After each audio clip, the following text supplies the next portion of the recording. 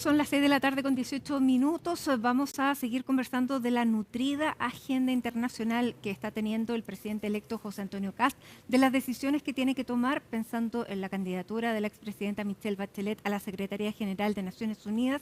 Y para esto nos acompaña aquí en la mesa de trabajo de CNN Chile el senador, ex canciller, ex secretario general de la OEA, José Miguel Insulza. Senador, muchísimas gracias por acompañarnos. Muy buenas tardes. Muchas gracias y muy buenas tardes. ¿Qué tal? ¿Cómo están?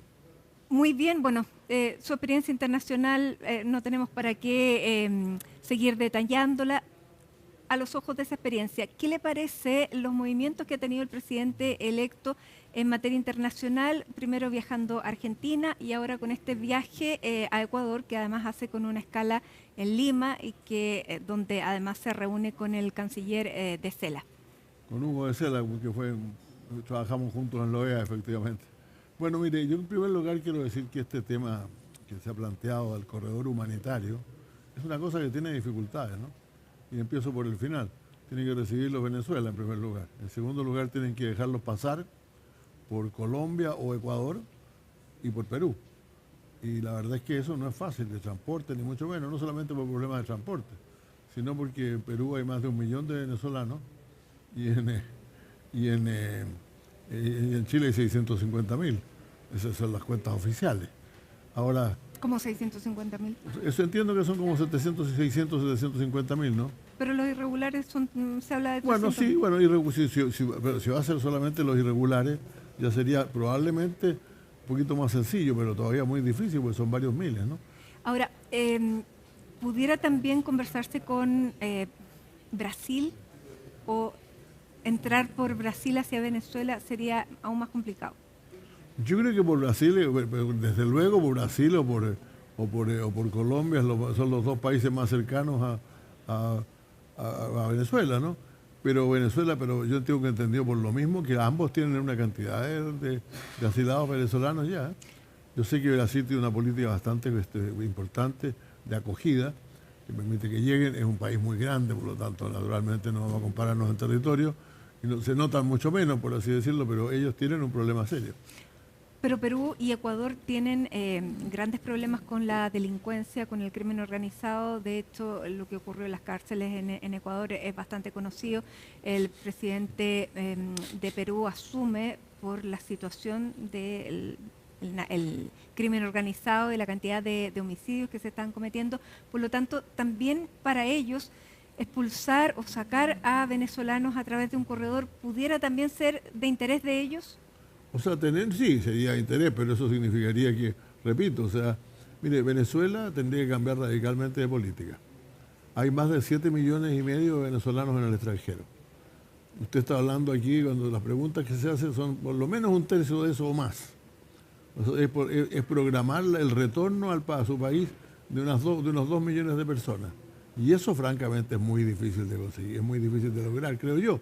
Ahora, lo importante es que se junten, a mí me parece. No, yo no estoy cuestionando que el presidente vaya de ninguna manera. Creo que es bueno que vaya a Ecuador, creo que es bueno que vaya a Perú, creo que es bueno que converse con Colombia, creo que es bueno que converse con todos ellos, pero creo que es una tarea larga. Esto no va a salir de la noche a la mañana. Ahora, no nos hagamos ilusiones en eso. Junto con hacer estos viajes también ha sido bastante crítico con el presidente Boric de que él debió hacer algo parecido, yendo él personalmente a hacer estas conversaciones. ¿Qué le parece a usted? Mire, no, esos son ya disparos después de la batalla electoral. Yo no veo que el presidente Boric haya tenido gran éxito en Perú, ni mucho menos, repito. Creo que además esfuerzos se hicieron varias veces por mandar grupos de venezolanos. No olvidemos que alguna vez los devolvieron hasta cuando estaban a punto de subirse al avión en Chile, ¿no? Así que el problema también es de voluntad de ese país. Y nosotros no rompimos relaciones con Venezuela, Venezuela rompió relaciones con nosotros, ¿no? Ahora, José Antonio Kast dice que probablemente cuando él asuma, Maduro ya no va a estar en el poder. ¿Eso cambiaría radicalmente la situación de ser así? Mire, la verdad es que yo contestaría de dos maneras. O sea, primero que realmente uno supone que Maduro algún día va a caer, pero no tiene por qué caer a pedido de José Antonio Kast. Y segundo, no olvidemos que el tema de los venezolanos también lo tienen en Estados Unidos y otros países donde los refugiados se parecen mucho, digamos, son gente que es muy contraria al régimen de Maduro, ¿no? Entonces, la verdad es que El problema es que el problema simplemente es que en algún momento y por razones, esto somos todos responsables, no nos echemos la culpa más entre nosotros. El presidente Piñera dijo aquí, vengan aquí, yo los abrazo aquí en Cúcuta, todos. Hubo durante el gobierno anterior a él una hemorragia grande de haitianos viniendo a Chile también. Entonces creo que realmente este es un fenómeno que no se vio venir y lo que tenemos que hacer es entender, yo creo, dos cosas. Uno, que varios millones de personas no pueden circular por el mundo a toda velocidad como lo quisieran algunos jefes de Estado. Segundo, que para esto necesitamos algún acuerdo con Venezuela o un arreglo del tema de Venezuela, por cierto. Y al mismo tiempo que esto va a demorar mucho tiempo. Están los cálculos de cuántos aviones tendrían que ser y cuántas veces tendrían que volar y cuántos años estarían volando para llevarlos de vuelta. Y además hay una cantidad de gente, buques. Y además hay una cantidad de gente, perdón, antes, que se legalizó, que se llenó papeles y todo lo demás en Chile. Y la verdad es que es bastante injusto echarlos a la calle como cualquier otro, ¿no? Claro, pero con ellos no habría problema. ¿Quién sabe? No se puede decir que hubo un proceso el gobierno anterior, el gobierno actual, digamos, inició un proceso de ¿cómo se llama?, de empadronamiento, y esos empadronados nadie sabe qué va a pasar con ellos. ¿Cuál es el estatus de un empadronado? Ninguno. O sea, lo único que tiene es que el gobierno tiene todos sus documentos, pero no está admitido al país. Por lo tanto sigue siendo irregular. Entonces, más gente que hay que echar. Por favor, no olvidemos el caso de Siria, por Dios, no olvides ese niño muerto en la arena, y ellos eran menos que estos. O sea, aquí se habla con una liviandad el tema de la migración, francamente, Matilde, muy grande, ¿eh? No se da cuenta de la tragedia humana que significa hacer moverse a tanta gente. Uh-huh. Más allá claro, de la dimensión que tiene este problema, ¿cómo ve usted que un presidente electo, antes de asumir, visite otros países? ¿Compromete la política exterior del país que la lleva el presidente en ejercicio? Mire, la verdad es que yo no entendí mucho lo de Argentina, pero me pareció razonable. O sea, efectivamente el viaje del presidente de Chile recién asumido, generalmente el primero es Argentina. Alguna vez ha sido Brasil también, pero por lo general es Argentina. El presidente Boris viajó a alguna parte antes también pero por razones de fecha, digamos. Entonces, eso está bien. Yo estoy de acuerdo. Si el presidente quiere ir a Argentina, claro, es que ya no había asumido todavía, pero todo el mundo sabe que es amigo de Milei, que son asociados, que son todo este tipo de cosas. Por cierto, no tenían para qué fotografiarse con la motosierra, ¿no? Pero eso probablemente estuvo un poco de más, pero conociendo el carácter del presidente, del presidente electo, creo que más bien no quiso rehusar una cosa que hacerle le el estaban poniendo ahí. Que está, claro. ¿Sí? Ahora, pero repito, a mí me parece bien, si quiere viajar antes de asumir, yo no tengo nada en contra de eso. Si el problema pero es que no compromete a Chile de ninguna manera. No compromete todavía, porque mire, por ejemplo, cuando habló el presidente electo, antes de la elección, Hugo de Sela dijo no es elegido todavía, no ha sido elegido todavía. Y yo creo que de alguna manera cualquiera podría decir, pero tiene capacidades de negociar si todavía no ha asumido el cargo. Pero yo creo que lo van a tratar bien, creo que va a tener una buena relación. Bueno, pero es una relación de acercamiento que a nivel... Es una relación de acercamiento posible. Señal política. Él fue a Ecuador, porque conoce bien, es más cercano probablemente al presidente Noboa que al nuevo presidente de Perú. Claro. Eso es real, claro. Sí. Mi pregunta también va en el sentido de que si un presidente electo puede comprometer a Chile de alguna manera si es que hay una declaración inadecuada o que comprometa de alguna manera, porque estoy pensando en que son países limítrofes, Argentina y próximamente va a ir a Perú, donde todavía no tenemos todas las cosas resueltas. Siempre hay problemas que se puedan tocar sin que el presidente tenga un canciller, alguien que lo asesore en materia internacional y que pueda cometer un traspié. Yo creo que el presidente lo que está haciendo es adelantar algunas cosas y realmente no se mira con mucho detalle si ya asumió o no asumió. Yo creo que estamos más bien a lo que haga, ¿no? La verdad es que yo no soy un crítico de que viaje antes de. Ya, no hay mi preocupación tiene que ver con los resultados que pueda obtener.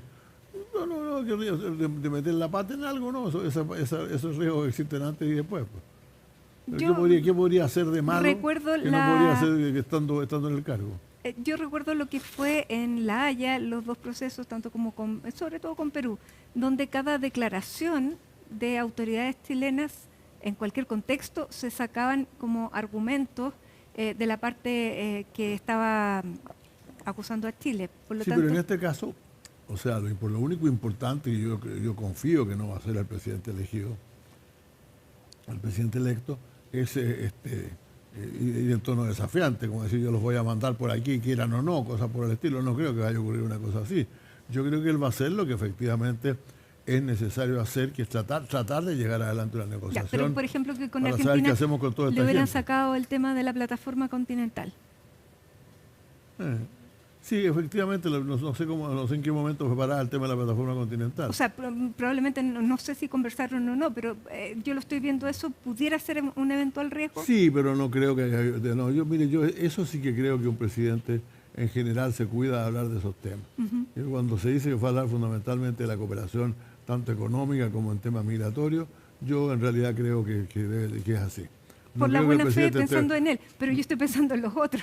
No, pero en el tema, los temas limítrofes, parece que el viaje a Argentina, que fue realmente en eso bastante especial, fue más para discutir si nombraba un señor que es subsecretario en Argentina como ministro en Chile, cosa que eso me parece bastante poco, por así decirlo, adecuado.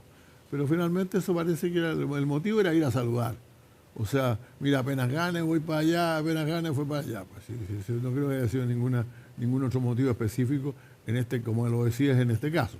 En este caso él ha dicho que va a Ecuador y va a hacer una escala en Perú, entiendo, en el aeropuerto. Lo hizo ayer.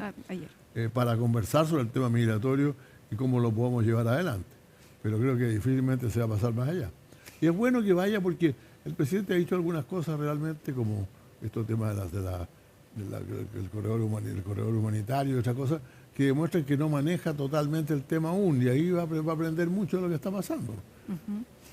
¿Cómo ha visto el desempeño del presidente electo en estos días? El tono de las declaraciones que ha dado, las reuniones que ha tenido. Bueno, en general yo diría que ha sido un poco más, ¿no? Convenientemente más conciliador que antes de ser elegido, ¿no?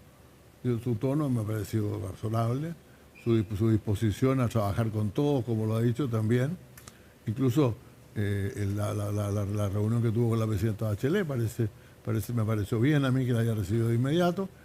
Pero ahora el problema más bien aquí generalmente no es el protagonista, sino los que están de atrás, ¿no? Exigiendo y pidiendo y demandando y haciendo declaraciones, porque todo el mundo busca alguna declaración que hacer. Y las declaraciones a veces no son tan afortunadas. Y lo llevo de inmediato al tema de la candidatura de la expresidenta Bachelet a la Secretaría General de Naciones Unidas, porque él dijo que iba a tomar una decisión una vez que estuviera en ejercicio, pero ayer aparentemente fue una reunión bastante cordial, más extensa de lo que se esperaba, en buenos términos. Bueno, yo creo lo mismo, porque pues, parece que fue buena, pero déjeme decir lo siguiente. Primero, la presidenta Bachelet ya fue presentada. Pero no oficializada. Sí, la presentó oficialmente en Naciones Unidas el presidente Claro, Gabriel Boric. pero el trámite, digamos, el papeleo. El trámite legal hay que hacerlo ahora dentro del mes de diciembre, efectivamente. Pero ya, de hecho lo que podría ocurrir es que, mire, según el plazo entiendo yo, está abierto el plazo para presentar. Esto tiene que ser antes del 1 de enero. 1 de enero, a comienzo del próximo año, los propuestos concurren en algún momento, en alguna fecha que fijen, a la Asamblea General, que es una cuestión para presentar sus problemas, su proyecto. Y empieza a deliberar por ahí por marzo, abril, el Consejo de Seguridad. Porque finalmente usted sabe que esto no es cosa del Consejo de Seguridad del visto bueno a algo que ya se hizo. El Consejo de Seguridad presenta el tema ante la Asamblea General proponiéndole quién podría ser elegido. Entonces no tiene ningún sentido que el presidente electo diga que va a tomar la decisión en marzo si se tiene que oficializar la presentación en diciembre. No, el problema es que porque se puede hacer hasta yo entiendo que es hasta abril o mayo. Si no, la presentación yo no tengo el calendario, pero entiendo que lo que han hecho, lo que ocurrió ya, es que el Consejo de Seguridad, el presidente del Consejo de Seguridad y el presidente de la Asamblea General Sí. enviaron una nota a todos los países diciendo está Se abierto. abrió la postulación. El que abrió, mandó. Yo tengo entendido que el plazo para presentar los candidatos ya está corriendo. Ya está ¿no? corriendo, eso sí. Pero no creo que dure hasta mayo. Antes se empieza a deliberar Marzo ya sobre el pudiera tema. ser. Ya, y ahí No, está no en estoy tiempo, seguro, entonces. no estoy seguro. Yo ¿Y tenía qué- entendido que era el 31 de diciembre. ¿Qué le parecen las disquisiciones que se están dando dentro de la misma derecha? Porque la UDI dice que, y lo dijo hoy día el diputado Jorge Alessandri, que uno presenta hacia el exterior lo mejor de lo nuestro y la expresidenta Bachelet dista mucho de ser lo mejor de lo nuestro. Bueno, desgraciadamente hay gente que, mire, este es un país soberano y un país que se respeta a sí mismo. Maltratar y andar hablando mal de alguien que ha sido presidente de Chile ya es de mal gusto. Ya es una torpeza. Yo creo que lo que ha hecho Alessandro es una torpeza. Bajo esos calificativos, porque pudiera El la calificativo UDI es mi no calificativo estar que es una de torpeza. acuerdo. Bueno, él puede decir, mire, yo creo que tal cosa, pero empezar a hablar de que no está calificado para el cargo alguien, por favor. Por favor, ¿quién es él para decir que un expresidente de Chile no está calificado para algo? Ahora, a mí no me gusta, puede decir, me gustaría que la sacaran, no sé, pero yo creo que decirlo así es una torpeza, repito. Ujú. Bueno, pero pareciera que el presidente electo va a tomar la decisión ya considerando también Yo me otras imagino cosas. que él ya tiene que tener su decisión tomada y la irá a implementar, pero quiero decir una cosa, esto ya no depende ni del veto, ni del Consejo de Seguridad, ni del Congreso, ni de los viajes, ni de las giras. Esto depende de la decisión que adopte el presidente José Antonio Kast, y yo espero que realmente le tomen la decisión adecuada. No se entendería que Porque Chile, por sería ejemplo, la única oportunidad que tendría Chile en las vidas de muchos de nosotros de tener un secretario general de Naciones Unidas. una mujer la primera en 80 Y la años. primera mujer que se elegiría. Ahora, ¿sería entendible que Chile apoyara a Argentina? Eso ya sería, como se dice en la jerga jurídica, añadir la ignominia a los efectos propios del hecho. ¿Sí? O sea, seguramente sería muy impropio, ¿no? Por lo tanto, parece difícil que el presidente Kast, el presidente electo, pudiera no apoyarla. Mire, él parecería, yo creo que lo más que podría hacer sería exactamente lo que dice usted, o sea, ya fue presentada, y ahora decía. Pero yo creo que él tiene que tomar es una decisión, todos sabíamos que iba a ser difícil para él, y yo creo que la debe tomar. Ahora, La siempre, primera vez, por lo demás, yo quiero recordar que a mí para mi segunda vuelta en la OEA, el presidente Piñera me apoyó, ¿no? Había quienes que decían que no debía hacer, incluso él dijo antes que yo no voy a hablar antes de ser elegido, de ser instalado como presidente de nuevo, pero finalmente lo hizo y lo hizo claramente. bueno, esto tiene que ocurrir en el mes de marzo y a un sector de la derecha, Naciones Unidas no le es particularmente grato. Dice que lleva una agenda ideológica que no comparten, una agenda de género. Por lo tanto, para muchos tampoco es un plus pertenecer siquiera a Naciones Unidas, más allá de ser la secretaria general. ¿Qué Todos le pertenecen diría a usted? no hay nadie que no pertenezca a Naciones Unidas, esa es la gracia que tiene. Los latinoamericanos, desgraciadamente, a veces hemos vivido no formando, decidiendo salirnos de organismos de los cuales todo el mundo pertenece. Y naturalmente eso sería Mire, esto creo que fue el programa del presidente electo de la vez anterior, creo que incluía el retiro de Naciones Unidas, ¿no? Si no me equivoco, pero realmente esas son cosas, francamente, todo el mundo pertenece a Naciones Unidas. Rusia pertenece a Naciones Unidas, China pertenece a Naciones Unidas, Israel pertenece a Naciones Unidas y también la mayor parte de los estados árabes.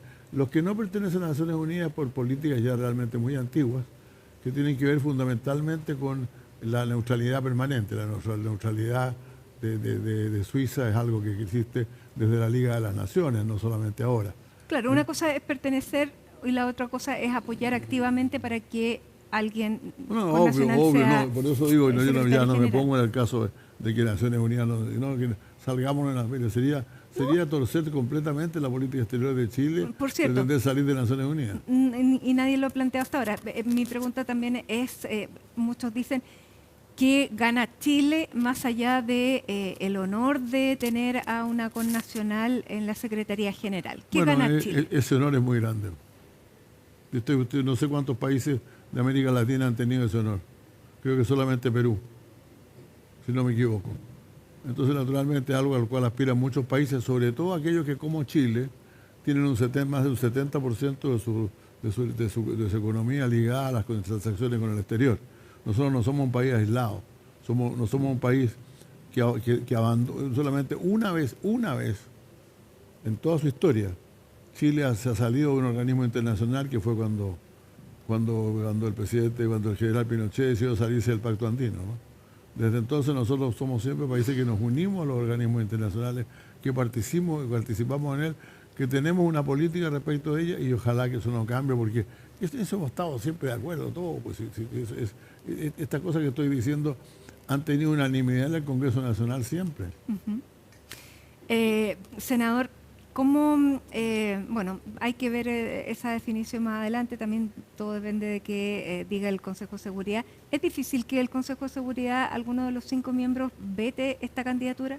Bueno, ha ocurrido una vez, solamente una vez, no sabría recordar el año, pero sí, yo era canciller en ese momento, cuando para la reelección del secretario general, el ex subsecretario egipcio Boutros Ghali, Estados Unidos lo vetó.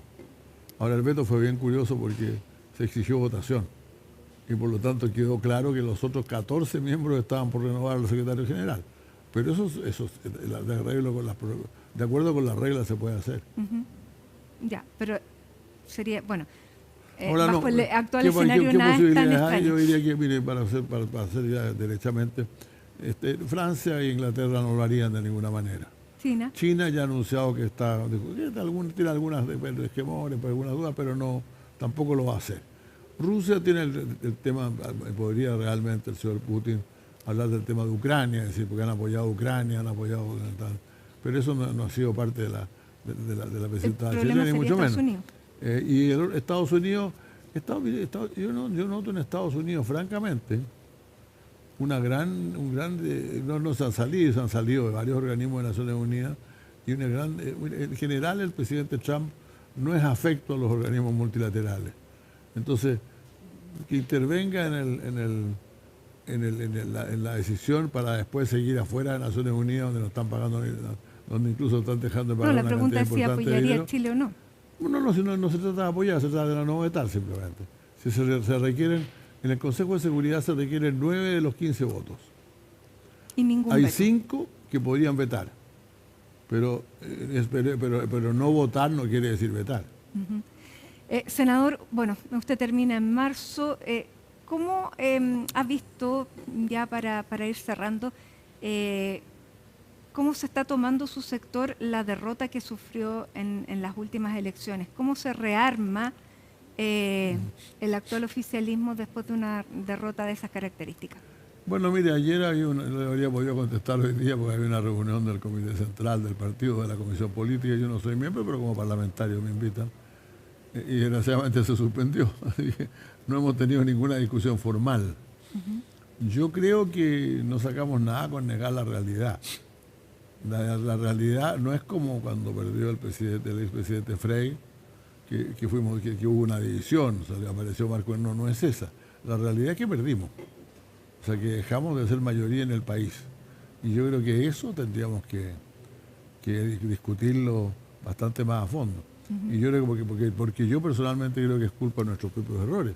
Yo sigo pensando que Chile en su imagen, en su política general, en cómo la gente mira la vida, digamos, es más bien socialdemócrata, por así decirlo. Quiere políticas sociales, no quiere revoluciones, quiere estar tranquilo, le gusta que el mercado funcione, pero al mismo tiempo quiere que haya más justicia. O sea, si usted ve todas las cosas que discute el Parlamento, siempre esos son los parámetros, ¿no? El sentido común. El sentido común de la gente, tiene razón usted, el sentido común de la gente es ese. Y se alejaron del sentido común. Sí, pero nosotros dejamos caer el sentido común, pues si no se olvide que había gente que aquí en este mismo local Había una señora que me gritaba a mí, habiendo sido embajadora del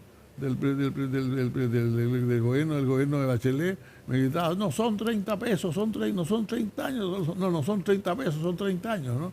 Y una cantidad de gente nuestra que corría por las calles gritando lo mismo. Entonces nosotros lo dejamos caer, digámoslo francamente, no es que lo hayamos solamente perdido, es que simplemente perdimos la brújula. Yo calculo que son unos 8 o 9 años más o menos y no la hemos recuperado bien nunca. Bien.